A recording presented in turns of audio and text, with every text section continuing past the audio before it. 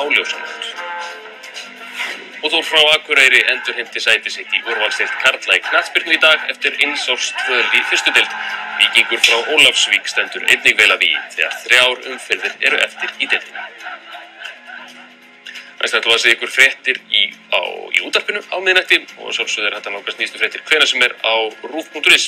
En þessum fréttatíma ætlum við hins vegar að ljúka með myndum af brimsvefdrekkaköpum sem brugðu á leik fyrir utan Gróttu við Seltjarnarnes. Verið sæl.